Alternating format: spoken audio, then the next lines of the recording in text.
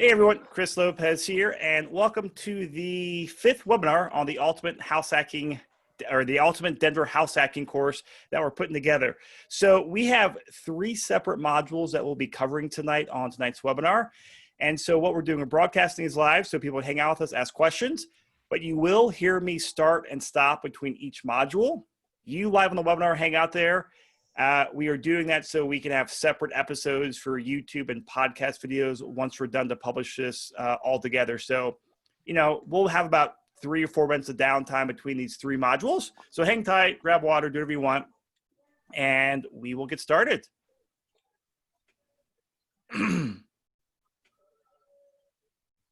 Camtasia, that, Zencaster.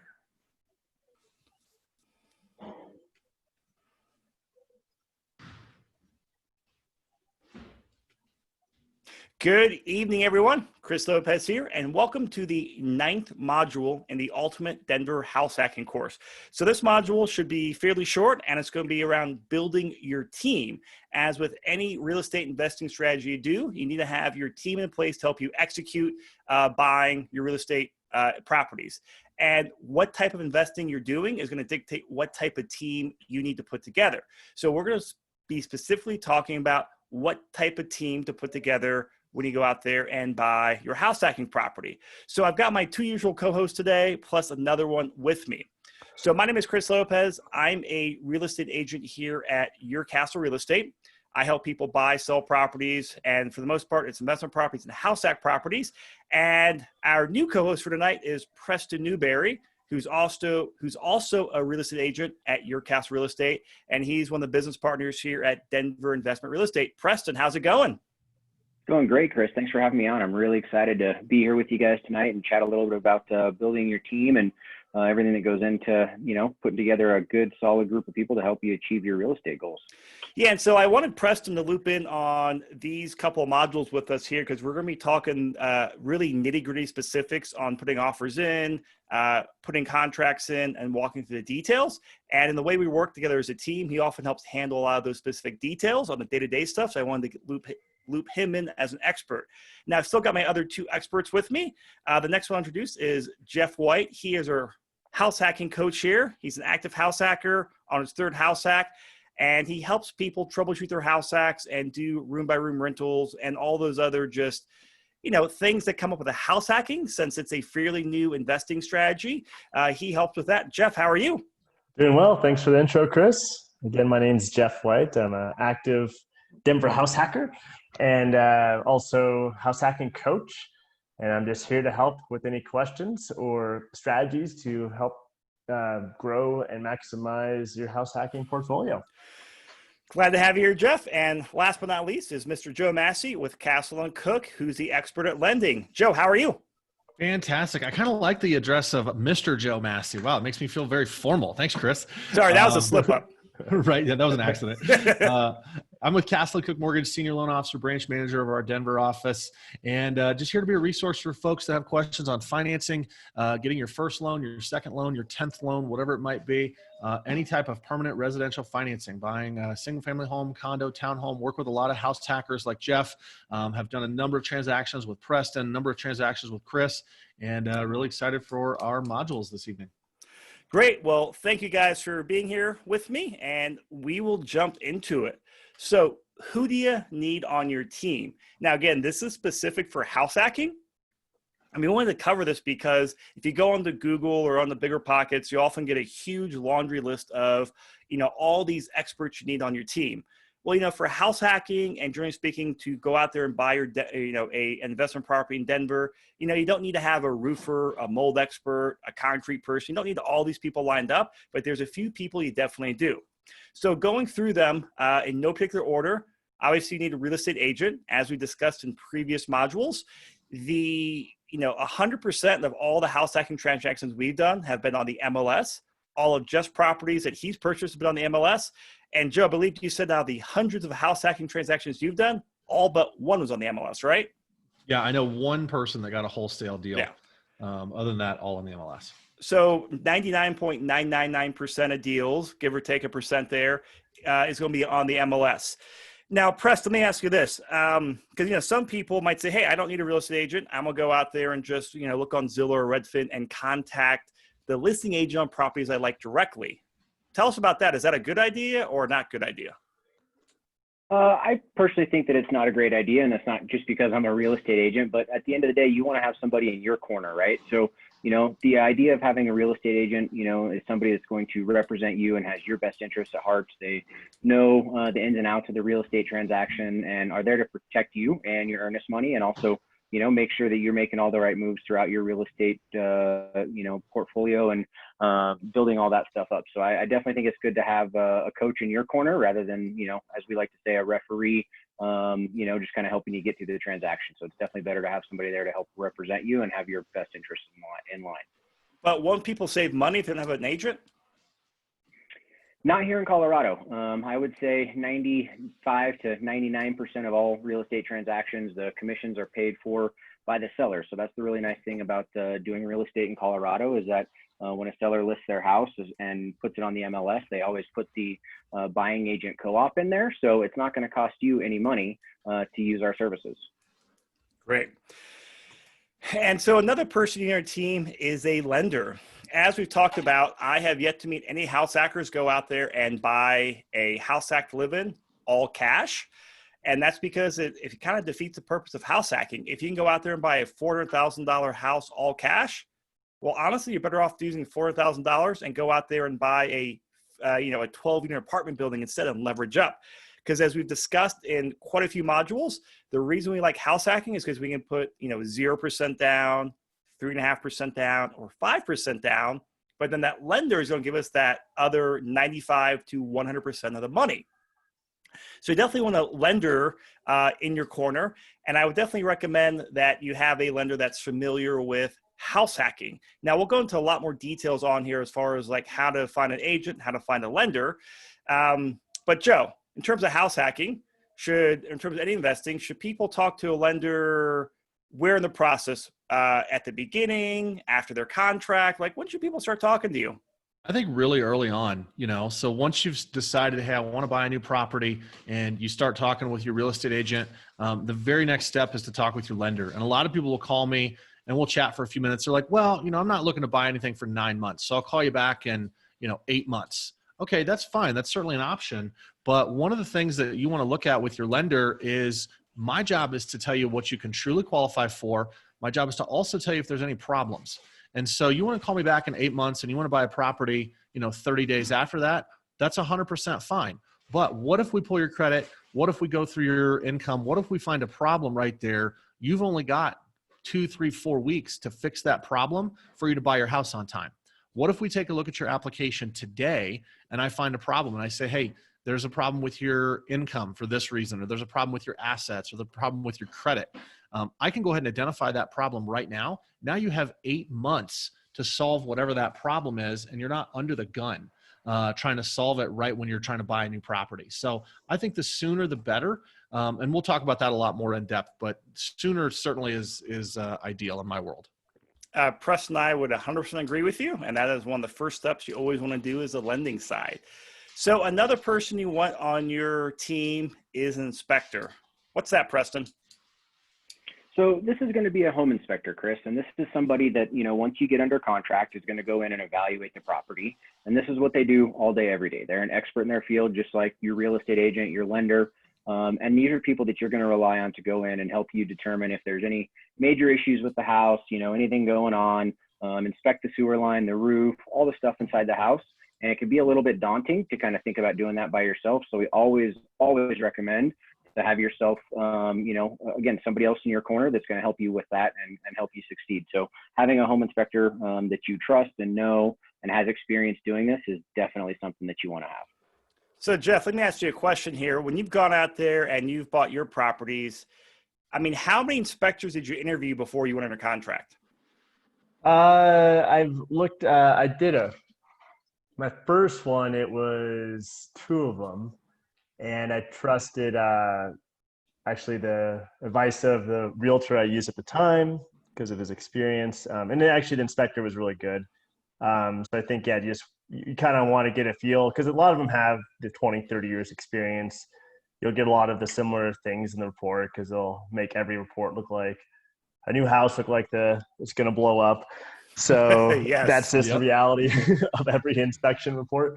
But it's just like who are you comfortable with, and like who do you think like if you have any follow-up questions and specific issues that would be able to respond in a timely manner and maybe be able to communicate well with you as on top of that. And I would say in here, this is something you definitely want to, I would say, lean on your real estate agent for. Preston and I, we have our go-to inspectors we use. And that's because, we do a lot of inspections. We've worked with inspectors and we know the ones we really like. And that's because they do a great job. They're quick. They're there to help us with follow-up questions, other issues, whatever we need, they're there. So this is something that you as a house hacker, you do not need to go out there, or I would recommend you don't need to go out there and spend a bunch of time, mental energy researching inspectors and, interviewing 5 before you go under contract. I would recommend, relying on your real estate agent, or if you've got, friends who are savvy investors, talking with them. But I think your best source for real estate or a referral on the inspector is definitely your real estate agent. So that is one like you need, but you don't need to worry about it kind of like in the early stages of your house hacking journey. The last one is an insurance broker. As we'll talk about, I think in the next module or module after that, insurance is definitely one of the steps in the contract we use here in Colorado. And so every time you go under contract on a property, you have to go out there and get an insurance quote. And one of the reasons is, lenders like Joe, you guys require insurance. Why is that? Well, if we're going to buy a home for $400,000, so we're going to lend you, let's say $380,000. And what if the day after you move in, that home burns down? If you don't have insurance, well, you still have to pay us $380,000 on a house that's no longer there. So that's not very good for the buyer or for us as the lender. So we're going to require that there's an insurance policy that covers at least the principal balance of the loan, or at least the cost to rebuild that property. So if something happens, property burns down, hey, no problem. Insurance is going to rebuild that property and get it back to a livable state or pay off the loan. So there's a lot of options, but you definitely have to have the property insured if you're taking out a new loan. Now, for most people, a lot of people already have an insurance broker. If you like your insurance broker, stick with them. And also, once you're in a contract, good resources for referrals are definitely your agent and also your lender. Both of those individuals or both of those professionals see a lot of insurance policies, insurance brokers. So if you don't have one you like, definitely talk to your agent or your lender. So me, Preston, and Joe, to get referrals for insurance agents, because we have some good ones and we know who can, who knows the world of rental properties as well, especially when you're looking at house hacks rental properties.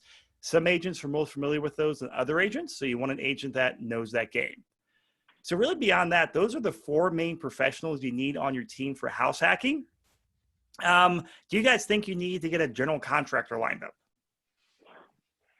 I would say no. I would say no. I think, from experience working with clients, you're going to go through the inspection side of things. And if things pop up at that point, you're going to want to, chat with the inspector. They're going to have some thoughts. Obviously, us as real estate agents, we see a lot of stuff. And if it comes down to it and there's major issues or problems that we need to involve a GC, then at that point, we can kind of reach out and give you some options and referrals and help there. But I wouldn't say that it's necessarily somebody you need to have, on the clock right away. Yeah, and I would 100% agree with that, especially since we're not going out there and doing, crazy, rehabs on properties. And a lot of times when we do have the inspection come up, it's items that are specific to electrical or sewer. So we call out a sewer company or a master electrician or a roofer to come out and look at things. And so those are more specific trades versus a general contractor.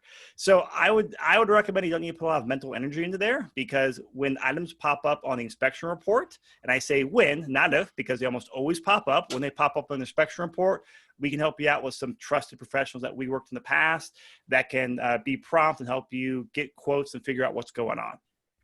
So let's move into...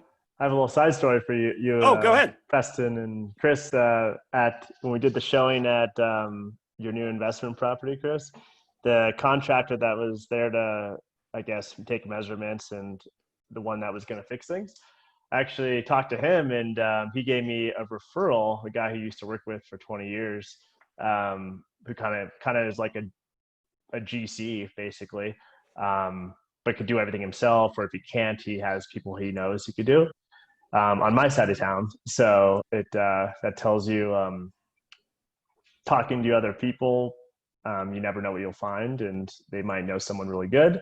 And he's done a couple things over here, and so far has been a good contractor. Oh, good. And hats off to you for being proactive and thinking about that, because so what Jeff is referring to, about 2 months ago, I was under contract on a condo that I bought for a rental property. So during basically my inspection window, we went and looked at it. Then I also had like 10 clients come over and look at it. And my property manager looked at it. She also brought her, I guess, general contractor to do a few things around the property.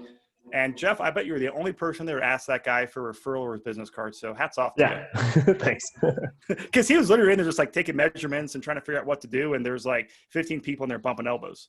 All right. So we're going to go through the two first bullet points, which are the real estate agent and the lender, on some specific things that you want to look for on what you need to do, because really the agent and the lender are the two professionals you need lined up before we start getting serious about house hacking. As you said earlier, the inspector, the insurance agent, they are critical roles, but often they come into play once we're under contract. So I'm going to start going through this stuff, and guys, just jump in here with your thoughts. So Preston and I sat down earlier and started putting together a list of questions that you want to look for in the agent. And this is based off of, what we do working with clients, and we're trying to be as unbiased as possible, but also just what other people tell us. Because a lot of times clients say, hey, like, I used my agent who helped me buy my first home, 6 years ago, and they were great. But then I started talking to about investment properties and house hacking, and they kind of looked at me like a deer in headlights. And they tried to help me out, but they had nothing to do. So I wanted to seek out people that, hey, this is your niche you specialize in. So this should go without saying, I would definitely look for an agent with an experience in investment properties, rental properties, house hacks, ideally house hacks. But knowing the investment world is definitely a critical thing, because while you're buying a primary residence, you're really buying a future rental property, and you want an agent that understands the rental market and what makes or breaks a good rental property. Now, Preston, when we're out showing properties a lot, and we're doing a tour for a new client, a new investor on a few rental properties, what are some of the things that come up in conversations that, they didn't even realize to look for an investment property as they're out looking at properties?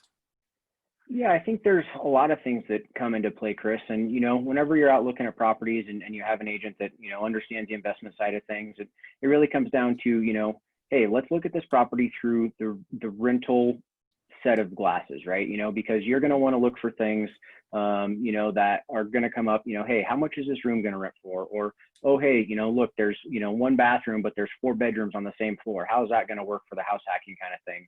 And just different ways that you look at a property and how it's going to perform with tenants in it versus one that you're going to live in for the next 5, 10, 15, 20 years, right? So, kind of being able to look at a property through the way it's going to perform and operate, and, just the flow of the property is a big thing when it comes to the house hacking side of things, especially if you're going to, rent the property room by room versus, having tenants on the upper floor and you living in the basement, or vice versa. Those are all things that you got to kind of take into account and perspective when you're walking through and looking at a property, as opposed to one that you're just going to, live in and is going to be your primary residence for a long time.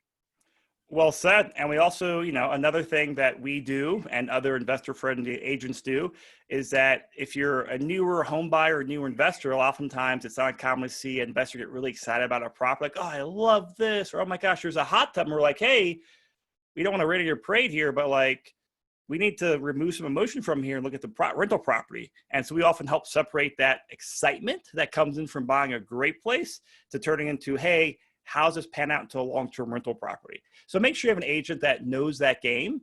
And part of understanding investment properties is that they study market trends, data, rental properties, what's going on, what are the up and coming areas, where are the areas with good values, hey, where are those pockets of houses that have a great layout that we know that are very conducive to house hacking. So there's lots of these little trends and data that you want your agent to know. So make sure they're on top of that. And I would also recommend that they have a program in place, or a process in place, I should say, for making sure that you get educated on becoming an investor and creating a strategy. And this is something that we spend a lot of time on up front with our clients, is not just, hey, let's go look at properties right away. That's something we do after we do a few steps.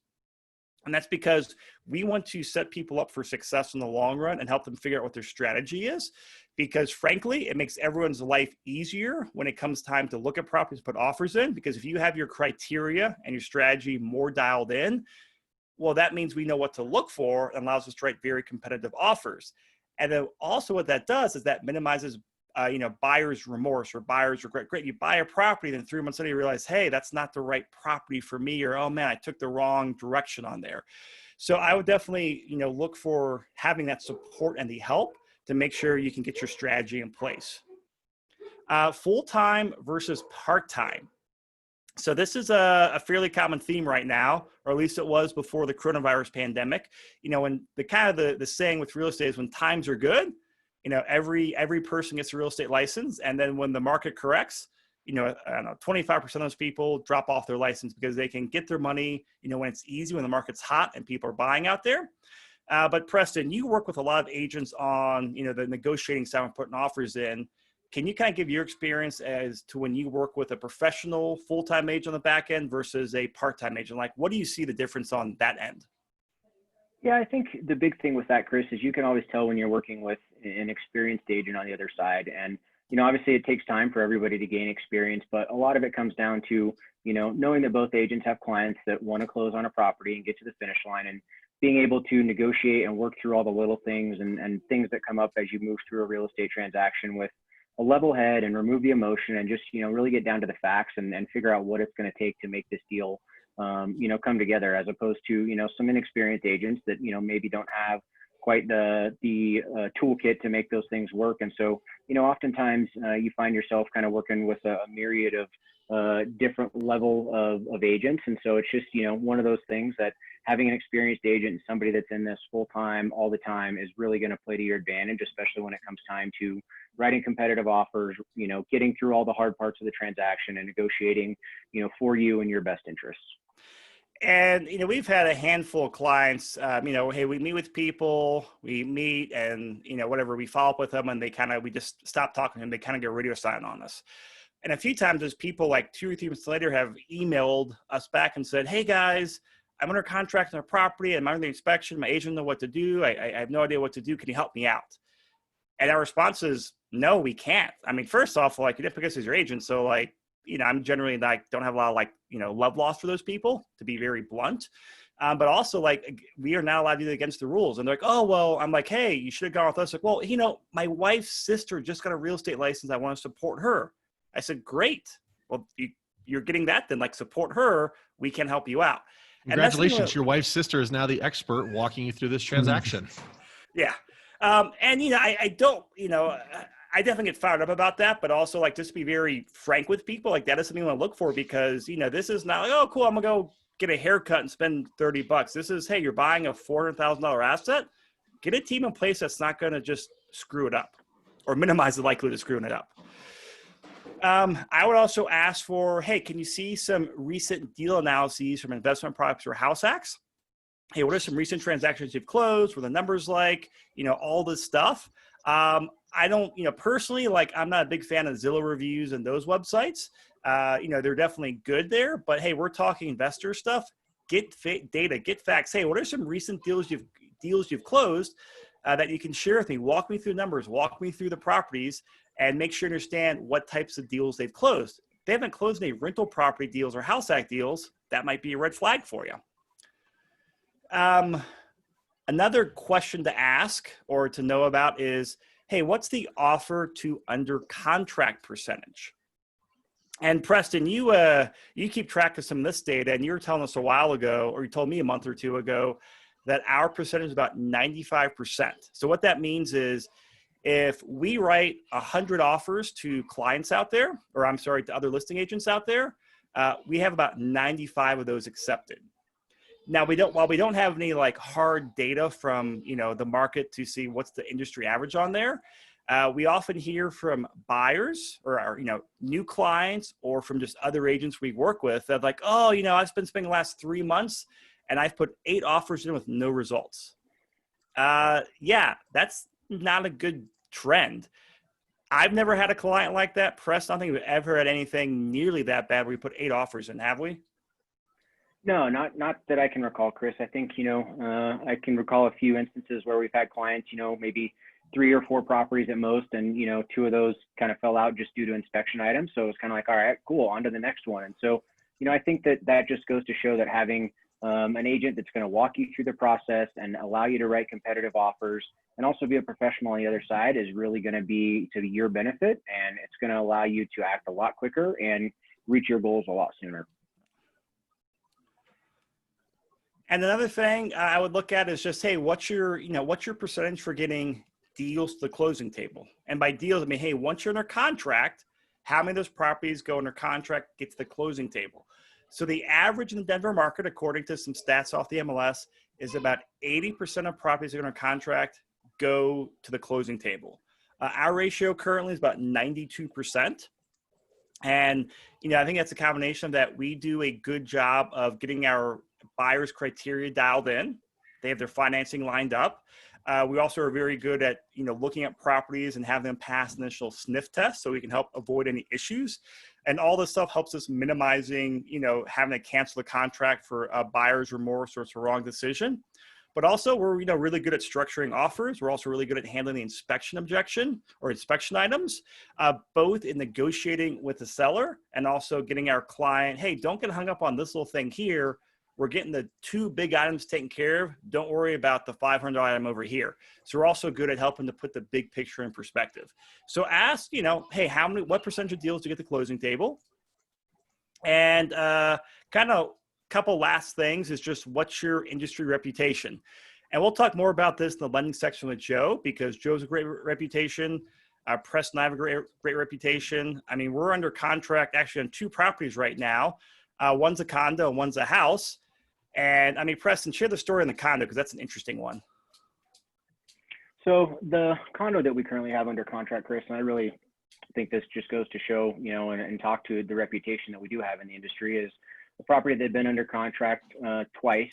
And both times we had clients that, wrote offers. Unfortunately, we didn't get them, but that was mostly due to the fact that, the seller was looking for the highest and best price. They just done a flip on it and they really wanted to maximize their, their take home money. So at the end of the day, they ended up falling out twice because both those buyers couldn't perform.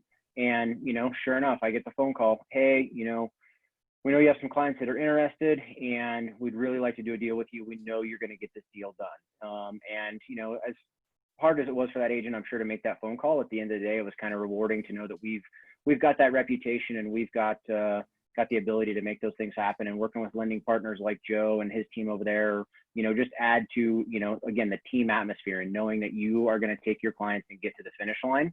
And so, we're closing on that condo in a couple of days and the agent is super excited and really pleased to be able to work with us again. And the last thing I will share on looking for an agent is just, hey, how does it look like once you start working with that agent? And something that we're different on, this was just kind of evolved out of what feels like that's the best way to work deals and work with the clients, is we take very much a team-centric approach to working with clients and getting deals done, where most real estate agents, they are, they're a one-man or one-woman show, and they do an amazing job, but it's really, one person doing everything. Where with our team, we typically have 3 or 4 people involved in the whole client process and deal process. And that's because I have my strengths, Preston has his strengths, our other team members have their strengths. And what we believe in is that it's really hard to be a great at all those trades. What's the saying? A master of all, or a jack of all, a master of none. So I play to my strengths, Preston plays to his strengths, Katie plays to her strengths, Jessica plays to her strengths. And guess what? We all get a lot more done that way. It's a better experience for the client, and we are just much more efficient that way. And we've heard very good client feedback that way as well. So understand how it works with the agent you're working with. Again, we tend to take more of the team approach just because it just seems to get a lot more stuff done. So you guys got any things to add on here before we move on to lending? No, I think this is great. Cool. So Joe, this is going to be a lot of you a lot directed to you now. The second side of the coin here, or the second professional, I should say, you want to make sure you have lined up as you get serious about house hacking is your lender. And again, this is just as your real estate agent is a partner in your journey, so is a lender. He or she is critical in helping you get the deal done. And they can, most people don't realize this, but the lender you work with often do a lot more behind the scenes and help a lot more with the transaction than most people realize. So Joe, I would definitely say, like we said earlier, you want a lender who has experience with investing and house hacking, because something that trips up people sometimes is that house hacking investing, it's a chess game. We're not just looking to buy a property today, but hey, what happens when we want to buy our next house hack in 18 months? And then 2 years after that, how does that look? And Joe, I have no idea what it's like in the lending world, but I mean, can you speak on this? How many lenders are familiar with house hacking and investing? I'm sure there's other lenders that do it. I don't know that we're the only people that specialize in it, but I'll give you a good example. What if you go to a lender, and there's some lenders in Denver right now that require a minimum 20% down on every property. And so you go to them and you say, hey, you know what? I've saved up $100,000 and I want to buy my first house hack. And then I want to purchase some additional properties in the future. And they say, okay, great. Well, we're going to require a minimum 20% down. And so you go out and you find a $400,000 property, you put $80,000 down, and then you have $20,000 in the bank. Okay, great. You've got your first property, you're house hacking, you've moved in your roommates, and then you go back to them and say, okay, it's been a year, I want to buy my next property. And they say, great, you're going to need to have 20% down. And you've managed to save up another $10,000, and now you've only got $30,000 in your savings account. And so you're looking at 20% down, and you're like, wow, can I really only buy a $120,000 property or $130,000 property? That doesn't seem like very much. That doesn't seem to make a lot of sense. So you want to make sure that you've got a lender in mind that is not going to have you spend all of your down payment on your first property. They're not going to trip you up with various requirements or various occupancy requirements. Some lenders maybe require you to live in the property 2 years or 3 years or whatever their requirements might be. You want to make sure you're working with a lender that understands the long-term strategy of what you're trying to do. And then, I love this, a direct lender or a mortgage broker. So my company, we're a direct lender. We deal directly with Fannie Mae, Freddie Mac, FHA, and VA. I obviously do that, and I think it's the right way to go, but that doesn't mean there's anything wrong with being a mortgage broker. I was a mortgage broker for the first 6 or 7 years of my career, and there's pros and cons to it. One of the benefits there is they're going to work with a lot of different lenders. One of the downsides is they're going to pull your credit maybe 4, 5, 6, 7 times. One of the benefits is they may have access to some sort of crazy program that nobody's ever heard of through some third-party lender that we're not familiar with. So they might have some flexibility there, but then when you're adding middlemen into the transaction, you may get additional costs or you may get additional requirements. I like to be a direct lender because we cut out all the middlemen and we work directly with the folks that are providing the money, which Fannie Mae, Freddie Mac, FHA, and VA.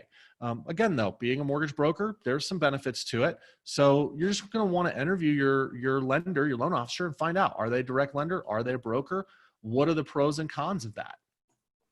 And then how do they underwrite their pre-approvals? This is something that we do that I think is pretty unique, that once we go through your application, we're going to ask for all of your information, paycheck stubs, tax returns, W-2s, bank statements. And we're going to go through and we're going to complete a full underwriting on your pre-approval. So I'm going to review it. My team's going to review it. Our underwriters are going to review it. And we're going to say, yes, Mr. Client, you are ready to go. You are fully approved as an individual. The only things that we still need to give you a final approval is a purchase contract for the property that you want to buy, a appraisal on the property that you want to buy, and a title commitment for the property that you want to buy. So you've gone as far as you can, Mr. Client. The next thing is we just need the property. So Preston, let me put you on the spot for a second. If you and I are making an offer and your client is only pre-qualified and your lender has not reviewed any of your information, and my client is fully pre-approved and we've reviewed all of the information, which one of us is going to have a stronger offer? Absolutely the pre-approval. And, listing agents, sellers, they're all going to see that. They want to know, especially that a buyer has been, underwritten and fully pre-approved, and the lender knows, hey, they're good to go. They've got their down payment funds. They've got good job security. They ran their credit. Everything has been double checked so that we know that we have a much greater success of getting to the closing table with this buyer rather than somebody who's just been pre-qualified and hasn't been underwritten. And who knows what may trip them up whenever they go to actually underwrite the file and go through all those documents on a client or a buyer. Yeah, absolutely. And that's something too, that when we make the offer, so let's say Preston and I are working together and he's the agent, I'm the lender, and he sends in that offer to, the listing agent, he's going to copy me on that. Back to what Chris was talking about, working as a team, Preston's going to copy me on that offer. When I see it go over, I'm going to know that that's my signal to reach out to the listing agent, introduce myself, talk about the fact that the client is pre-approved. And what does that mean to us? We've completed our underwriting. We've verified all their information, et cetera. That makes this a much stronger offer and a much more solid contract than somebody that hasn't gone through all the important. And then, the next tab here. And the other thing, yeah, one sec, was that, oftentimes lenders will have different guidelines for what they issue for their pre-approvals and for their pre-underwriting stuff. And so having a lender that's going to go through all that with the agent on the other side and explain all that, I think is key. And that just goes back to what Joe said, having somebody on your team that, has that reputation and knows what they're doing and is going to talk the other agent through that, because not every pre-approval, not every pre-qualification is the same from every lender. So. Yep. I think that's such a great point. A lot of times, and I know this happens to you guys as real estate agents, it seems like, oh, real estate agents are all the same. Oh, lenders are all the same. They're not.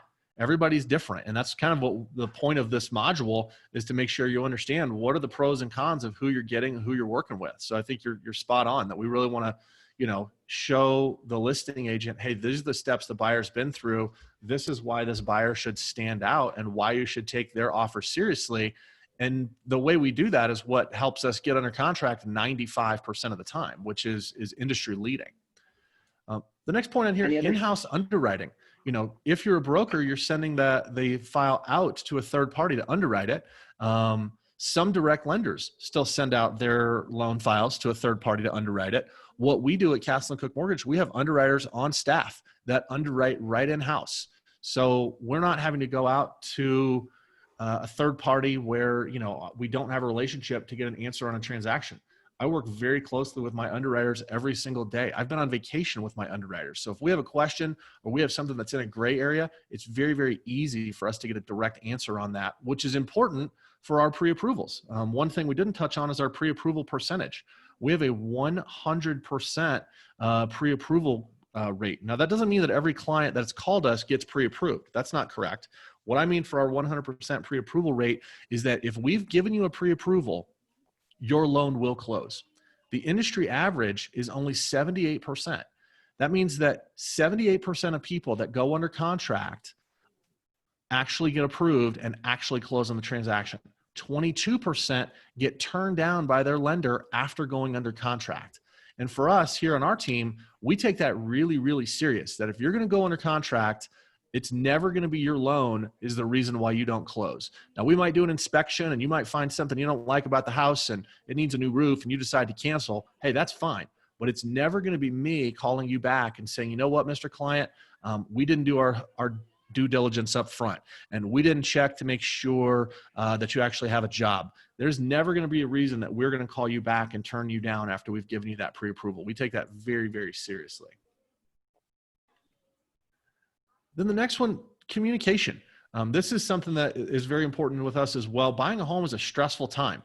We've got guys on here. Jeff's done it several times. Chris has bought homes. Preston's bought homes. I bought homes. No matter how good you are and how many times you've done it, it is stressful, right? Especially if this is the first time you're buying a property or maybe the second time. It's a stressful transaction. So one of the things that we do is make sure that we are very clear with the client that we're going to email them updates with a video update. We're also going to call every week. We call every client that we're under contract with every Tuesday. We update the client, the buyer's agent, and the listing agent. And that is the number one piece of feedback that we get on our client surveys is they felt like they were always in the loop. There was never a black hole that they didn't know what was going on. And that is one way that we try to minimize that stress you're experiencing when you're buying a new house. And then this next one, this is really applicable right now. Does your lender have a disaster recovery plan? Our team, we do. Everybody can work from home. We've got laptops. We've got multiple computer monitors. We've got cell phones. Everything for us, we're set up that in the event of a snow day, everyone can stay home and business moves forward just like normal. Right now, during the COVID-19 crisis, it's just been an extended snow day for us. Nothing has tripped up in our business. We're moving forward. We're still closing transactions as quickly as 8 days.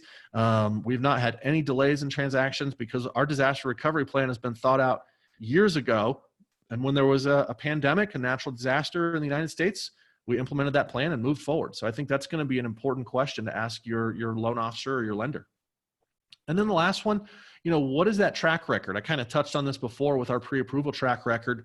We have a 100% pre-approval rate that if we've given you a pre-approval, you get under contract, that transaction is going to close. The only reason it would not close is if you decide, hey, you know what? I don't like the house. The couch isn't going to fit in the living room. Okay, well, that's fine. We're going to cancel on that property and go find another one. Or maybe you find something wrong with the inspection. Hey, you know what? There's aluminum wiring throughout the house and we're worried about fire hazards. So that's an issue. Hey, no problem. But you're going to want to ask that. You're going to want to ask that for whoever you're interviewing to be your lender to make sure they've got that good, clean track record that they're going to get you through to the closing. Preston, what else would you add to look for in a lender? I think that's one of the big things, Joe, and, working with you guys and your team is going to be the communication side of it, because even coming from a buyer's agent, we want to make sure that everything is moving along. As you said, this is a stressful time for everybody, and having clear communication between all the parties, I think, is probably one of the biggest keys to success that we've had with our clients, is implementing, success, communication plans with everybody involved, and, making sure the lenders are part of that, and, communicating with everybody. So I think that's probably one of the biggest keys right there that I always have to stress to everybody. Yeah. Jeff, what about you? You've done transactions with us. What else do you think that folks should be looking for in a lender? Anything I missed?